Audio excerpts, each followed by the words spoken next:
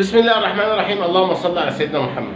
بعد انتقال زيزو للنادي الاهلي والتويته بتاعت كابتن ممدوح عباس الرئيس السابق لنادي الزمالك، ولما قال لك انا هعمل صفقتين جامدين جدا هينسوا جمهور الزمالك الام الغدر على حد تعبيره، نادي الزمالك بينجح ان هو يعمل صفقه هيبقى صفقه مدويه ومن اقوى الصفقات اللي حصلت الموسم ده. وان كانت اسم الصفقه لعيب يعني جديد على الكره المصريه، ولكن لعيب هيبقى مؤثر جدا وهيبقى من نجوم وهدافين الدوري المصري والكره المصريه في الموسم الجاي ان شاء الله. طبعا كلنا عرفنا اللي حصل من زيزو ان هو وقع للنادي الاهلي، وزي ما بنقول كده غفل بقى مجلس اداره الزمالك وممدوح عباس بعد ما كان في اتفاق بان هو مضى للنادي الاهلي.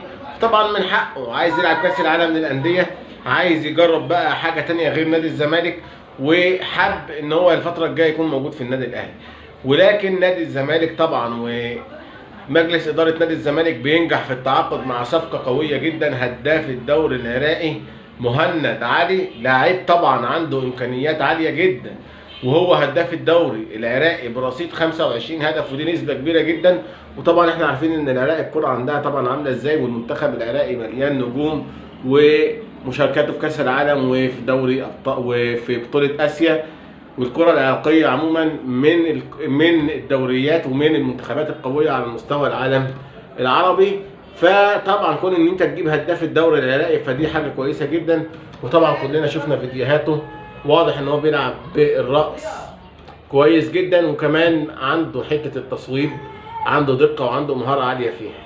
بنتمنى ان شاء الله ان صفقه مهند علي تكون صفقه مؤثره. وان كنت انا بستغرب ليه هم جايبين مهاجم بالرغم ان انت عندك واحد من هدافين الدوري ناصر منسي، واحنا محتاجين تدعيم كمان في مركز الجناح بديل لزيزو، وطبعا بديل لمصطفى شلبي في الجناح الشمال، او يكون موجود معاه مصطفى شلبي كبديل. اكتبوا لنا رايكم في الصفقه ان شاء الله وفي صفقات نادي الزمالك الجديده في موسم 2025 2026، ومستنيين دعمكم للقناه بالاشتراك في الفيديو، بالاشتراك في القناه واللايك للفيديو وشيروا فيديوهاتنا عشان نوصل لاكبر عدد من المشاهدين والمشتركين.